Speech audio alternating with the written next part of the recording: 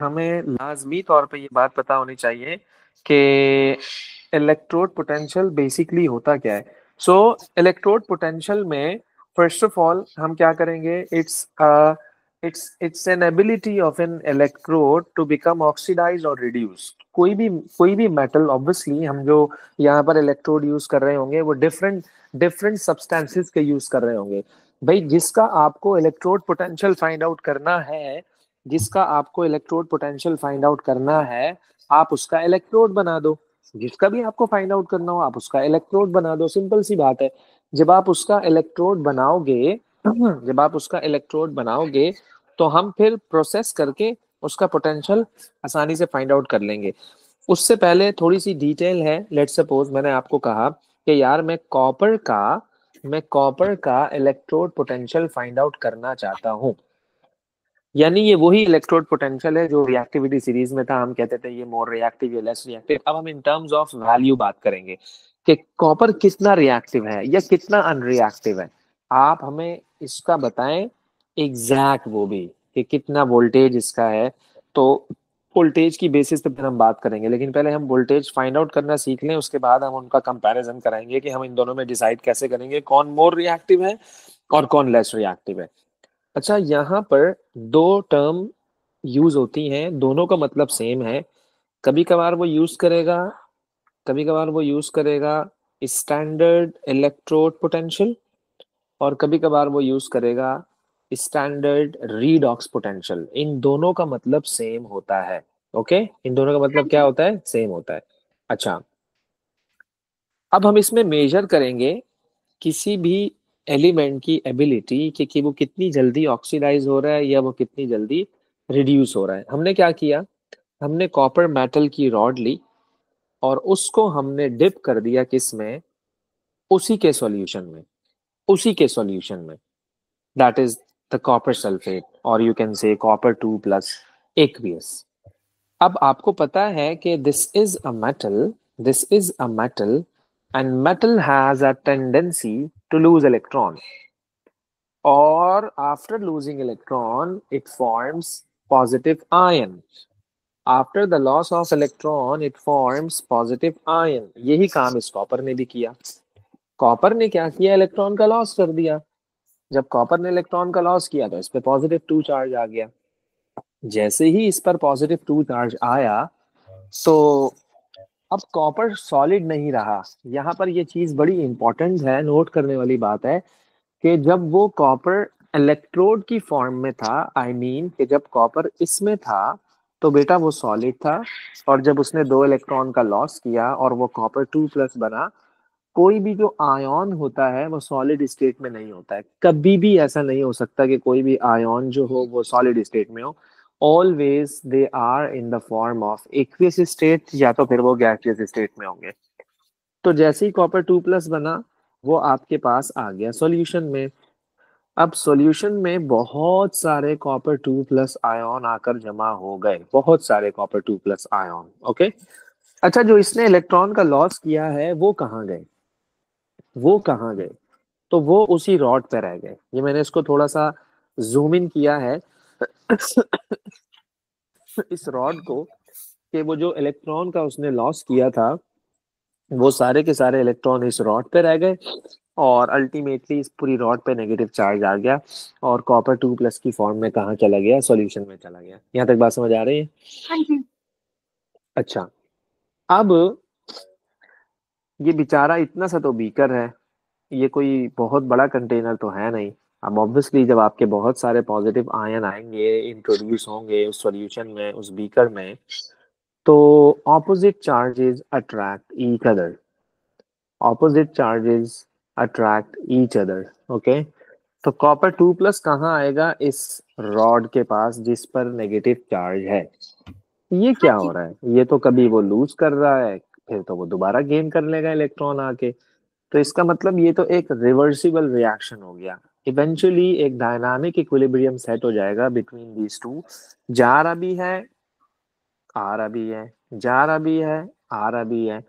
क्योंकि मसला ये है कि ऑपोजिट चार्जेस क्रिएट हो गए हैं आपके सिस्टम में, तो वो अट्रैक्शन तो होगी। लेकिन हमें ये भी पता है कि copper is a metal and all the metals have a tendency to lose electron. हमें ये कहानी भी पता है कि ऐसा भी होगा, तो हमने ये कह दिया कि भाई एक डायनामिक इक्विलिब्रियम सेट हो गया है। तो मैंने उसको इस तरह से रिप्रेजेंट कर दिया कि हमारे पास एक इक्विलिब्रियम से सेटअप हो गया, और एक सरफेस इस तरह से आपके पास बन गई कि पहले नेगेटिव इलेक्ट्रॉन्स हैं और फिर वहां आकर एक लेयर बन गई आपके पास जहां पर सारे के सारे क्या आ गए, कॉपर 2 पॉजिटिव आयॉन्स आ गए। तो जिस रेट से वो इलेक्ट्रॉन लूज कर रहा है बेटा, उसी रेट से वो इलेक्ट्रॉन को गेन भी करेगा। जिस रेट से वो इलेक्ट्रॉन को लूज कर रहा है उसी रेट से वो इलेक्ट्रॉन को गेन भी करेगा। तो इसलिए एक इक्विलिब्रियम सेटअप हो जाएगा, चाहे वो कोई सा भी हो। मैंने अभी यहाँ पर जो है वो कॉपर को कंसीडर किया हुआ है, ओके। लेकिन अगर मैं कंपैरिजन कराऊं फॉर द टाइम बीइंग के यार मैं दो मेटल्स को कंपेयर करवा रहा हूँ, एक कॉपर है और एक मैग्नीशियम है, एक कॉपर है और एक मैग्नीशियम है, तो अगर मैं इन दोनों में से आपसे बात करूं कि किस मेटल की टेंडेंसी होगी कि वो इलेक्ट्रॉन का जल्दी लॉस करे, तो ऑब्वियस सी बात है मैग्नीशियम है। देखो मैग्नीशियम इज इन ग्रुप 2। ये बात तो हम बहुत पहले से पढ़ते हुए आ रहे हैं कि ग्रुप 1 और ग्रुप 2 के जो मेटल्स होते हैं they have a greater tendency to lose electron, okay. They have a tendency to lose electron, greater tendency होती है इनकी, चाहे वो ग्रुप 1 का मेटल हो और चाहे वो ग्रुप 2 का मेटल हो। तो खैर ये बात एक अलग अलग है। लेकिन अब हमने क्या किया कि कॉपर 2 प्लस आयन आपके पास आ गए और पूरा का पूरा जो रॉड है वो आपका नेगेटिव हो गया है। लेकिन मुझे अब इसकी टेंडेंसी फाइंड आउट करनी है, तो वो मैं कैसे फाइंड आउट करूं, चूंकि मेरा सर्किट कंप्लीट नहीं है। तो जो वायर आपके पास लगी हुई है ये इलेक्ट्रॉन कहाँ जाएगा, तो मैंने क्या किया, मैंने इस वायर को अटैच कर दिया, ग्राउंड कर दिया। मैंने इस वायर को ग्राउंड कर दिया, मैंने ग्राउंड कर दिया। जब मैं इस वायर को ग्राउंड करूंगा, ओके, तो ऑब्वियसली ग्राउंड का जो वोल्टेज होता है वो जीरो होता है, तो ये लोअर पोटेंशियल है। ग्राउंड का जो वोल्टेज होता है वो जीरो होता है, तो ये आपका हो गया लोअर पोटेंशियल। अब इलेक्ट्रॉन मूव करना शुरू करेंगे to the lower potential, to the lower potential. तो जब इलेक्ट्रॉन ट्रैवल करेगा, मैंने यहाँ पर लगा दिया वोल्ट मीटर, यहाँ पर मैंने लगा दिया वोल्ट मीटर। तो जैसे ही इलेक्ट्रॉन उसमें से ट्रैवल करेगा तो ऑब्वियसली मुझे एक पोटेंशियल पोटेंशियल ग्रेडियंट मुझे एक मिलेगा, जो कि इस केस में मुझे मिला 0.34 वोल्ट्स। इस केस में मुझे मिला 0.34 वोल्ट्स। तो ये है पॉजिटिव वैल्यू, ये है पॉजिटिव वैल्यू। हम हमेशा डिफरेंस क्रिएट करते हैं। एब्सोल्यूट पोटेंशियल तो फाइंड आउट करना इम्पॉसिबल सी बात है कि मैं डायरेक्ट इसका फाइंड आउट कर लूं। मतलब कैसे फाइंड आउट करूंगा, इलेक्ट्रॉन ट्रेवल कैसे कर रहे हैं, मतलब कोई पॉसिबिलिटी नहीं है। तो हम हमेशा क्या करते हैं, डिफरेंस कैलकुलेट करते हैं। मुझे पता है कि इसका जीरो है, ये ग्राउंड है, तो मैंने क्या किया, एक ग्रेडियंट इंट्रोड्यूस करवा दिया और एक डिफरेंस इंट्रोड्यूस करवा दिया मैंने। तो मुझे बड़ी आसानी से उसका पोटेंशियल पता लग गया, क्योंकि जब इलेक्ट्रॉन ने ट्रैवल करना शुरू किया फ्रॉम हायर टू लोअर, तो मुझे इसका पोटेंशियल पता लग गया, मुझे इसका वोल्टेज पता लग गया। तो ये तुम किसी भी मेटल के साथ कर सकते हो, जरूरी नहीं है कि ये कॉपर है। यही काम हम मैग्नीशियम के साथ भी करेंगे, यही काम हम हर एक के साथ कर रहे होंगे। इसमें बेसिक चीज क्या है जो हमें सीखने की बातें हैं, कि सबसे पहले हमने कॉपर का मेटल लिया, कॉपर मेटल का पीस लिया, उसको हमने वाटर में डिप किया। Copper started to lose electron, obviously copper 2 plus बना, इलेक्ट्रॉन उसकी सरफेस पे रह गए, तो रॉड पे पूरा का पूरा नेगेटिव चार्ज आ गया, सॉल्यूशन पे पूरा का पूरा पॉजिटिव आ गया। तो अल्टीमेटली पोटेंशियल डिफरेंस सेटअप हो गया। एक पोटेंशियल डिफरेंस कैसे सेटअप हुआ कि ये जो आपका सॉल्यूशन है और ये जो आपकी रॉड है, इसमें पोटेंशियल डिफरेंस आ गया। जैसे ही पोटेंशियल डिफरेंस आया, हमने उस पोटेंशियल डिफरेंस को क्या किया, कैलकुलेट कर लिया। In this way, we would be measuring each and every potential. In this way, we would be measuring each and every potential. लेकिन again I'm saying कि absolute potential find out करना is impossible. So we always find out the difference. लेकिन difference किसका किससे find out करें, कोई standard होना चाहिए ना हमारे पास, कोई चीज ऐसी होनी चाहिए जिसका मैं कंपैरिजन कराऊं। जैसे कि अगर आपको याद हो, जब हम relative atomic mass find out करते थे, जब हम relative atomic mass find out करते थे, उसको डिफाइन करते थे, तो हम क्या कहते थे, mass of any element compare to carbon 12, compare to 1/12 of the mass of carbon 12। Carbon हमारा स्टैंडर्ड होता था, कार्बन हमारा स्टैंडर्ड होता था एट दैट टाइम। तो विदाउट स्टैंडर्ड आप कैसे उसको जो है वो फाइंड आउट करोगे? इसकी मिसाल तो ऐसे ही है जैसे मैं अगर आपको कहूँ कि मुझे इस पीस ऑफ मेटल का मास फाइंड आउट करना है जिसका साइज ये है, बिल्कुल प्योर सॉलिड है, ये हैवी सॉलिड है, हाई डेंसिटी है इसकी, let's suppose it's a transition metal. अब आपने क्या किया, आपने अपने हाथ में लिया इसको, तो आप कभी भी मुझे इसका एग्जैक्ट मास नहीं बता सकते हो। इतना जरूर बता सकते हो, रिलेटिव टर्म जरूर बता सकते हो कि ये भारी है या हल्का है, लेकिन कितना है इट्स इम्पॉसिबल टू से। इसको हम कहते हैं एब्सोल्यूट मास, यानी एक्यूरेट मास विदाउट एनी कि किसी किसी के साथ आप इसका कंपैरिजन ही नहीं करवा रहे हो, तो ये करना बहुत मुश्किल है। लेकिन हम इसका डिफरेंस कैलकुलेट कर सकते हैं। कैसे? आपने मेजरिंग स्केल लिया, आपने देखा होगा पहले वेइंग बैलेंस इस तरह से होते थे, एक तरफ आप अपना ऑब्जेक्ट रखते हो यहाँ पर, that is this piece of metal, और दूसरी तरफ आप क्या रखते हो, वेट्स। आपने हाफ केजी का वेट रखा, ये जो आपका बैलेंस है वो इक्वल नहीं हुआ, फिर आपने इसको हटाया, आपने 1 केजी का यहाँ वेट रखा, नहीं बैलेंस हुआ, आपने 1.5 केजी रखा, नहीं बैलेंस हुआ, आपने 2 केजी रखा, तो आपने देखा कि यार इन दोनों की जो सरफेस है वो बैलेंस हो गई। तो इसका मतलब ये है कि this object is of 2 kilograms. तो एक चीज आपने नोट की कि आपने डिफरेंस फाइंड आउट किया है, आपने एब्सोल्यूट चीज थोड़ी फाइंड आउट की है। क्या मेरी बात समझ आ रही है, क्या कहना चाह रहा हूँ मैं? हाँ जी। तो हम हमेशा डिफरेंस कैलकुलेट कर रहे होते हैं, यही सीन यहाँ पर भी हो रहा है। आप हर दफा यही देखोगी कि उन्होंने मेंशन किया हुआ होगा, it is impossible to find out the potential, यानी कि एब्सोल्यूट पोटेंशियल, कि आप बिल्कुल ही कोई भी मेटल हो डायरेक्ट आपने उसका पोटेंशियल फाइंड आउट कर लिया, ऐसा नहीं हो सकता। तो इसलिए हम हमेशा क्या करेंगे, कोई ना कोई स्टैंडर्ड यूज करेंगे।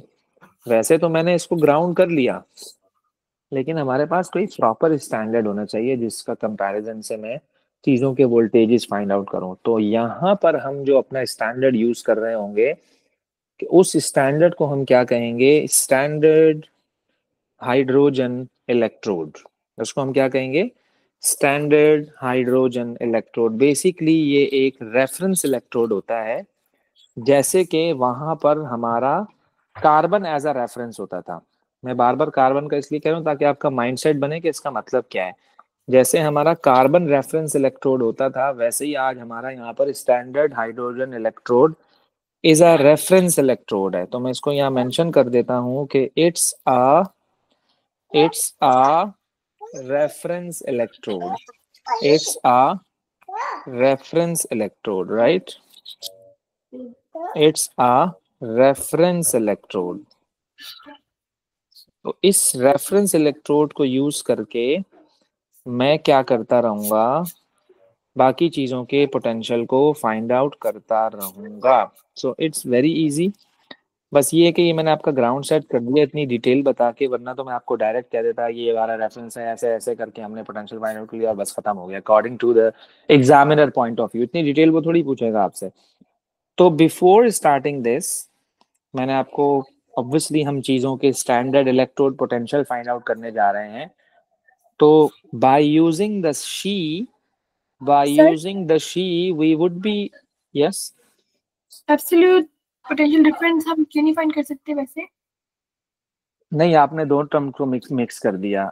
मतलब डायरेक्ट पोटेंशियल हम कैसे फाइंड आउट करेंगे, मतलब आपने किसी भी चीज को हाथ में लिया और उसका वेट कैसे बता दिया, हाउ कैन यू टेल?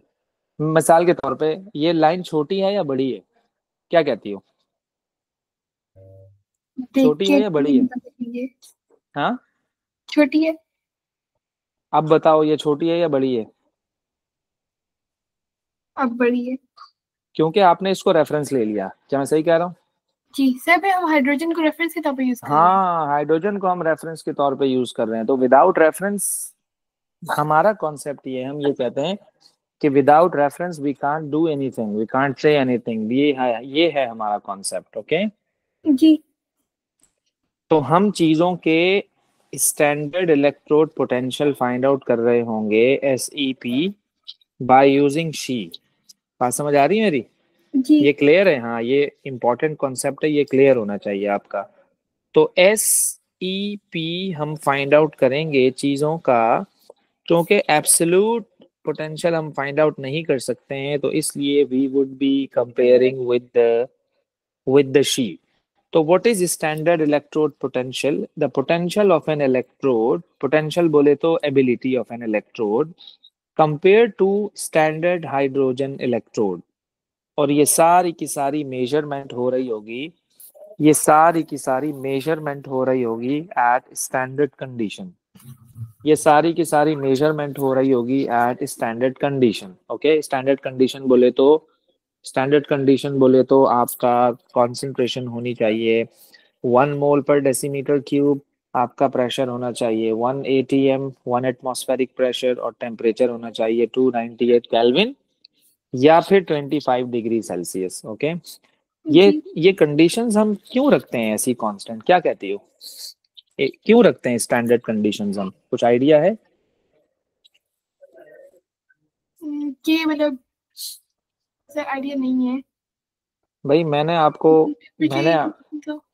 मिसाल के तौर पर मैंने आपको कोई एक्सपेरिमेंट करवाया, और लेट्स सपोज छोटी सी एक बात है कॉमन सी, कि हमने एक छोटा सा एक्सपेरिमेंट किया, हमने वाटर लिया और वाटर में हमने शुगर डिसॉल्व कर दी, और वाटर मैंने स्पेसिफिक पता है कितना लिया, 100 ग्राम्स लिया वाटर का। ओके, जी मैंने क्या किया, मैंने उसमें शुगर डिसॉल्व कर दी 25 ग्राम्स। बात को जरा गौर से सुनिएगा, 25 ग्राम्स हमने शुगर डिसॉल्व कर दी उसमें।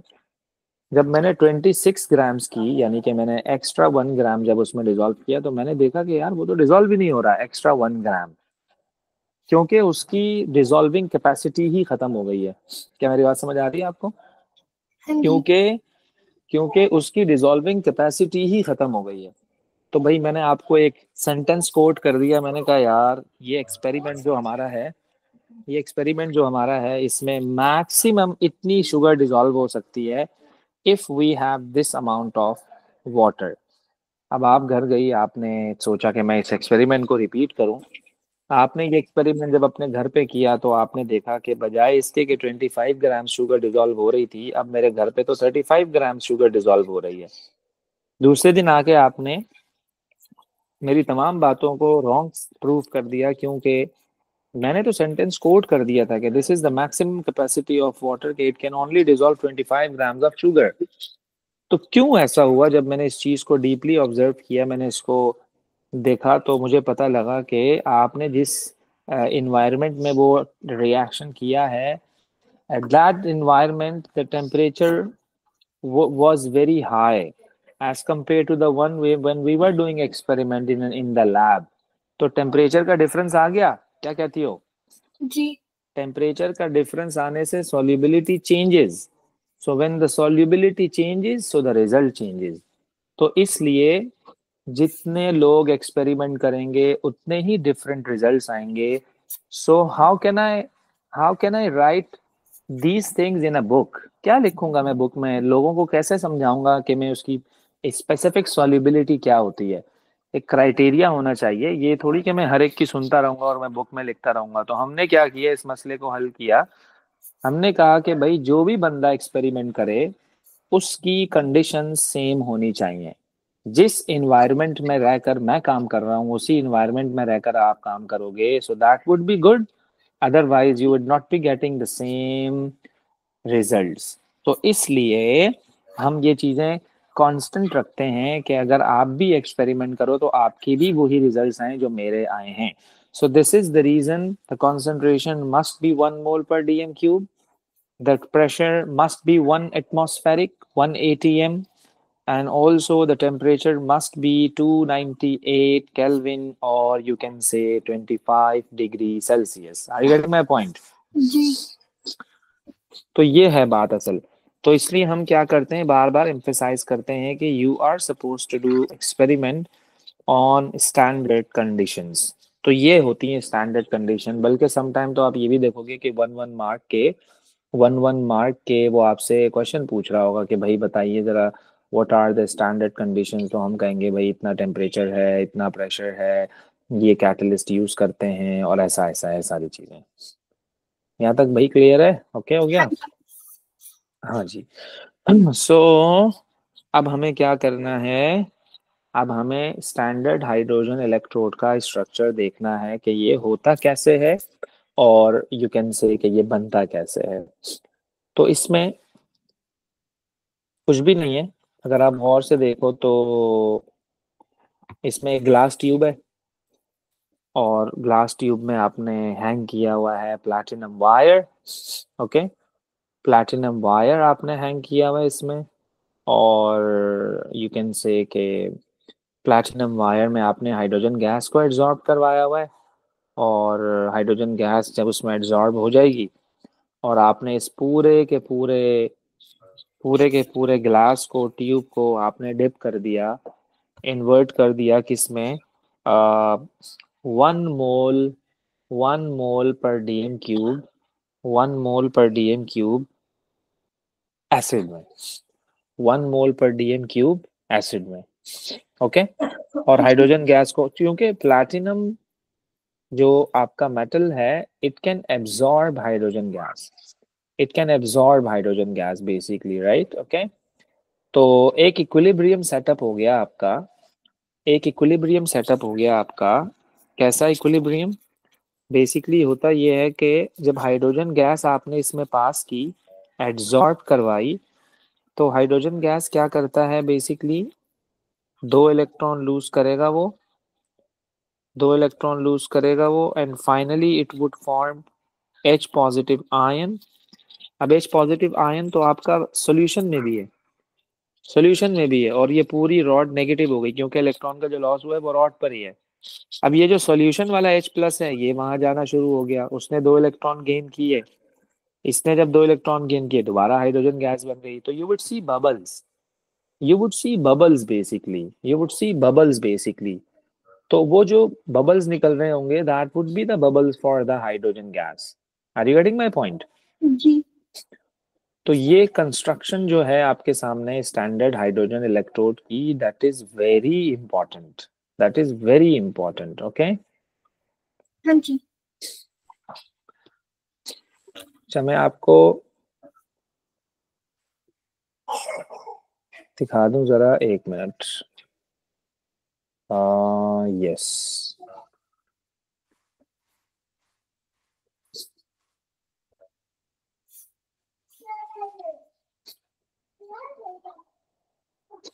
Okay okay okay okay, yes, I'm going to share my screen. Yes,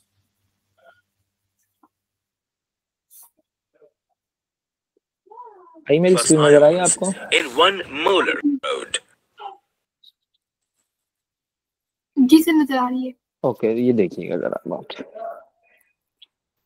The electrode consists of platinum wire sealed in a glass tube and has a platinum foil attached to it. The foil is coated with finely divided platinum and acts as platinum electrode. It is dipped into an acid solution containing H plus ions in 1 molar concentration of HCl. Pure hydrogen gas at 1 atmospheric pressure is constantly bubbled into the solution at constant temperature of 298 K. The surface of the foil acts as a site for the reaction. तो इस तरह से आप क्या करोगे, अपने standard hydrogen electrode को जो है वो प्रिपेयर करोगे, और ये कोई मुश्किल काम नहीं है, आप आसानी से इसको बबल करवा सकते हो हाइड्रोजन गैस को। और जब हाइड्रोजन गैस बबल हो जाएगी उसके अंदर, तो फाइनली जो मैंने इक्वेशन आपके सामने लिखी है कि इक्विलिब्रियम सेटअप हो जाएगा बिटवीन दिस एंड दैट, क्योंकि ऑलमोस्ट आपके ऑलरेडी आपके जो बीकर है, जो सॉल्यूशन है आपका, that is also the HCl, HCl बोले तो H पॉजिटिव आयन। तो इस तरह से एक इक्विलिब्रियम सेटअप हो जाएगा। एंड ऑल्सो याद रखिएगा, इस पूरे सिस्टम का जो वोल्टेज है दैट इज 0.00 वोल्ट। इसको हमने कंसीडर किया है कि this is 0.00 volt, and this is your reference electrode, this is your reference electrode. अब हम इस रेफरेंस इलेक्ट्रोड को पे काम करेंगे, और जो है हम कहेंगे कि भाई हम किसी भी चीज का अगर पोटेंशियल फाइंड आउट करने जा रहे होंगे, तो हर एक चीज का, सिंगल चीज का कंपैरिजन हम इससे करवाएंगे. After the comparison and obviously then we would be finding out the potential of anything of any other electrode by using this reference electrode. तो ये है, इस तरह से है. एक और मैं आपको दिखाता हूँ, थोड़ा सा कॉन्सेप्ट आपका और क्लियर हो जाएगा. ये देखिएगा जरा. Yes,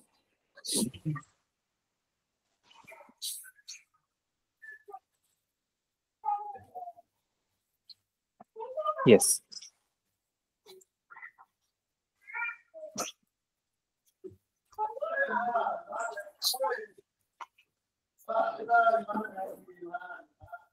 The SHG consists of platinum wire that is connected to a PT surface in contact with an aqueous solution containing 1 mH plus in equilibrium with H2 gas at a pressure of 1 atmosphere. Let's take a look and see what happens at the standard hydrogen electrode. In this hydrogen electrode, hydrogen gas is bubbled around a platinum electrode. In the molecular view, the PT surface catalyzes the oxidation of hydrogen molecules to protons or the reduction of protons to hydrogen gas. At the electrode, hydrogen gas can either be oxidized to form hydrogen ions or hydrogen ions can be reduced to form hydrogen gas. Hence, two reactions are possible at the electrode. Oxidation. H2 gives 2H plus 2E minus. Reduction. 2H plus 2E minus gives H2. This reaction is assigned a standard electrode potential E of 0.00 volt and serves as reference. As you remember, two half cells complete a voltaic cell. Let's take a close look. Sir, इस तरह से हम क्या करिए, standard hydrogen electrode जो थे ये TMS की तरह है ना, जो हम यूज करते हैं एनएमआर के अंदर, उसकी भी 0.0. हाँ बिल्कुल, तुमने सही कंपैरिजन कराया है. एग्जैक्टली ऐसे ही एक्ट कर रहा है ये. गुड पॉइंट गई तुम. गुड हो. तो इसको हम एज अ रेफरेंस यूज करेंगे. अच्छा, अभी थोड़ी देर पहले मैंने चीजों को ग्राउंड कर दिया था. तो ग्राउंड एक जुगाड़ है. असल में तो हमें कोई रेफरेंस लेना चाहिए, जाहिर सी बात है. तो इस रेफरेंस का potential is 0, so this would be at a lower potential and obviously हमारे पास एक पोटेंशियल ग्रेडियंट एक हो जाएगा. तो अल्टीमेटली हम उसका पोटेंशियल फाइंड आउट करने लगेंगे. तो gradient is necessary, difference is necessary. ये बिल्कुल ऐसा ही है कि वोल्टेजेस क्या करते हैं. वोल्टेज अगर नहीं होगा तो करंट प्रोड्यूस नहीं होगा. वोल्टेज अगर नहीं होगा तो करंट प्रोड्यूस नहीं होगा. वोल्टेज क्या करता है पता है? वोल्टेज आपको एक पोटेंशियल ग्रेडियंट प्रोवाइड, यानी एक ग्रेडियंट प्रोवाइड करता है. वोल्टेज आपको एक ग्रेडियंट प्रोवाइड करता है. एक बड़ी अच्छी सी जो है वो इसकी एनिमेशन है कि किस तरह से वोल्टेज आपके करंट को जो है वो फ्लो होने में हेल्प करता है. तो इसका बड़ा आसान सा एक वो है, ताकि आपका एक और माइंडसेट बन जाए यार इन दोनों में जो है वो क्या रिलेशन है, कि किस तरह से आपका ग्रेडियंट क्रिएट होता है. तो मैं एक और स्क्रीन शेयर कर रहा हूँ, जरा देखिएगा. तो ये है कि आपका बिल्कुल 100% कॉन्सेप्ट क्लियर हो तो आगे चीजें आपके लिए आसान हो जाएंगी. देखिएगा जरा, आ रही मेरी screen? So I'm going to quickly just pause the animation here just to acknowledge what's going on. In this animation, the water will represent electricity, the wheel will be the load, and the height will be the voltage. If that last part confuses you, don't worry, everything will be explained by the end of the video. Let's look at this basic circuit. There's no differential in height between the start and the end of the water, so the current will not flow anywhere. This is equivalent to having the battery disconnected in the circuit. Let's now alter the scene so the water starts at a higher level. Now there's a differential in height between the starting area and the ending area. This height differential will cause the water current to flow from the higher start to the lower end because of gravity. As the energized water current flows, the energy will transfer to the water wheel, causing it to spin in the process. A differential in height causes the current to flow. At the beginning, I mentioned that the height is analogous to the voltage. The height differential is defined by the starting location and the ending location. If we move the starting height up higher, then the wheel will spin faster because the differential of the height is greater. However, if we decide to move the ground up higher, then the differential lowers, causing the wheel to spin slower. This is exactly how voltage works. Voltage is the energy differential between power or the starting height and बात समझ आ रही है? आपका ground बन गया होगा अच्छा खासा कि ये जो हम डिफरेंस की बार बार बात कर रहे हैं कि व्हाट डज इट मीन कि व्हाट इज डिफरेंस ज्यादा होना चाहिए आपका so that you can produce a more amount of current. Am I right? जी Okay. Yes. तो let's see. पहले तो हम इसके पोटेंशियल तो फाइंड आउट कर लें, फिर हम देखेंगे कि यार किस तरह से हम क्या करेंगे. So this is the structure for She, and now we are using She to find out the electrode potential of an unknown electrode of an unknown metal by using simple hydrogen electrode, or you can say standard hydrogen electrode. अच्छा जी, जिस चीज का आपको potential find out करना है, आपने उसका electrode बना दिया, दैट इज जिंक सॉलिड, और आपने उसको डिप कर दिया उसी के सॉल्यूशन में, दैट इज जिंक सल्फेट, और यू कैन से दिस इज जिंक 2+, और you can say that this is zinc 2+. तो जिंक 2+ आपने इसमें डिसॉल्व कर दिया, रॉड आपने ले लिया made of zinc, and also ये जो पूरा सेटअप आपको नजर आ रहा है यहाँ पर, this is completely simple hydrogen electrode, or you can say standard hydrogen electrode, जिसकी इक्वेशन मैंने अभी आपको बताई थी कि एक इक्विलिब्रियम सेटअप हो जाता है बिटवीन देन, ये ड्रॉ करने के लिए भी आ जाएगा. बात समझ आ रही है? ड्रॉ करने के लिए भी आ जाता है ये. तो आपको करना ये होगा कि आपने क्या किया, 2 कंपार्टमेंट्स बनाए, they are called half cells. ऐसा ही बिल्कुल कंपार्टमेंट मैंने एक और लिया, इस तरह से, और ऑब्वियसली मुझे पता है कि जिस चीज़ का मुझे फाइंड आउट करना है, मुझे इलेक्ट्रोड उसी का ही बनाना चाहिए. तो ये इलेक्ट्रोड मैंने ले लिया किसका, जिंक का. ये इलेक्ट्रोड मैंने जिंक का ले लिया, और इसको मैंने डिप कर दिया किसमें, जिंक 2+ के सॉल्यूशन में, दैट इज जिंक सल्फेट, या जिंक सल्फेट लिख दो या ऐसे कह दो, एक ही बात है.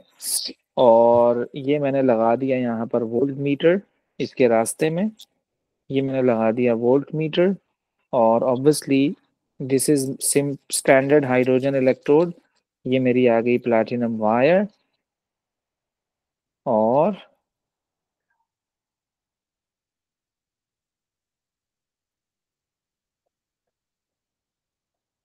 इस तरह से,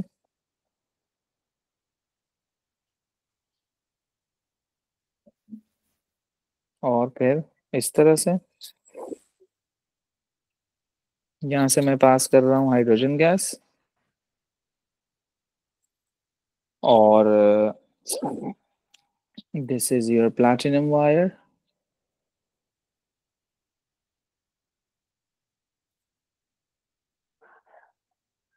this is 1 mole per dm cube HCl.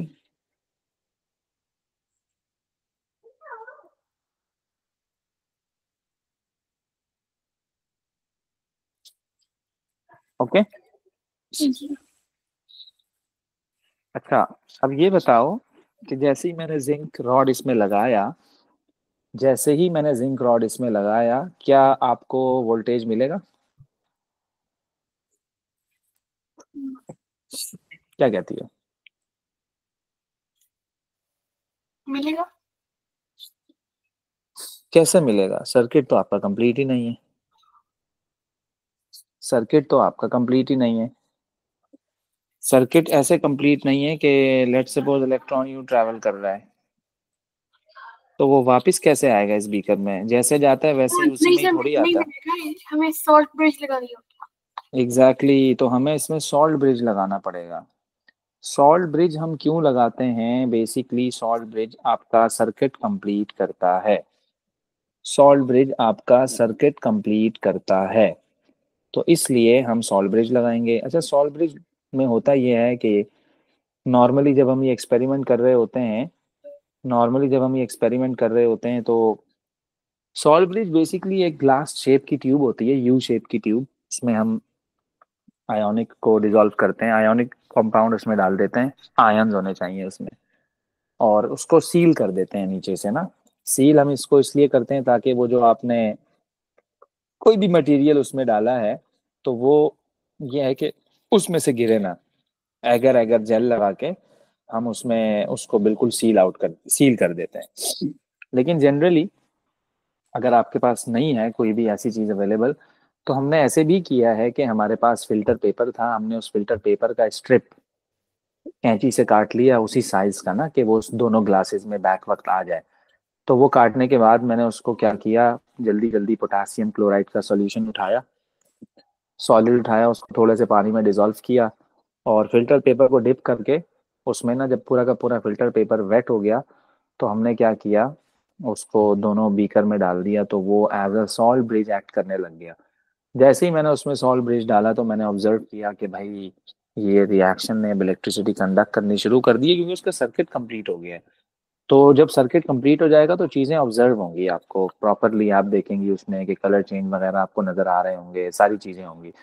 तो इसको बनाने का एक पर्टिकुलर मेथड होता है प्रॉपर, आप इसको लैब में खुद भी बना सकते हो, पूरी इसकी प्रॉपर प्रिपरेशन होती है। अगर अगर जेली के साथ हम प्रॉपर इसका सेटअप लगाते हैं तो खैर अभी फिलहाल के लिए सिर्फ इतना आपको मैं आपको बता रहा हूँ कि हम यहाँ पर क्या लगाएंगे, इस तरह का एक यू शेप का ट्यूब लगाएंगे, that is called the salt bridge, ऐसे।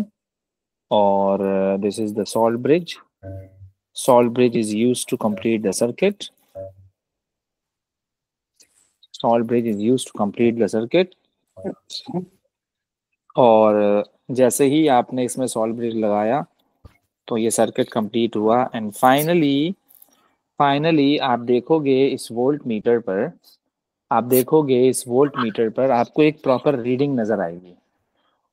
जो भी वोल्टेज आए, मैं सपोज कर रहा हूँ कि right now the voltage is 0.76 लेकिन नेगेटिव, लेट्स सपोज। अब आपने ये काम कर लिया, ओके हो गया। अब ये काम करने के बाद जब आपको वोल्टेज नजर आ गया, सारी चीजें हो गई, अब मैं क्या करूंगा, अब मैं ये करूंगा कि ये तो मेरे पास ओवरऑल पोटेंशियल आया है, ये तो मेरे पास ओवरऑल पोटेंशियल आया है पूरे सेल का, दोनों हाफ सेल का कॉम्बिनेशन का वोल्टेज मेरे पास ही आया है। मैं तो वोल्टेज इसका फाइंड आउट कर रहा था, तो मुझे पता है कि ई नॉट बोले तो standard condition of cell is equal to E right minus E left, E right minus E left, दोनों एट स्टैंडर्ड कंडीशंस हैं। ई ऑफ सेल मेरे पास आया है 0.76 volts, E right is my zinc, and sorry, zinc 2 plus me zinc, and obviously E left is 0.00. So ultimately this is your required potential voltage. इस तरह से आप हर element के आप पोटेंशियल को फाइंड आउट करोगे। बात समझ आ रही है मेरी? जी। हाँ, तो इसको मजीद इंशाल्लाह डिटेल में हम डिस्कस करेंगे, काफ़ी सारी चीज़ें हैं इसमें करने के लिए।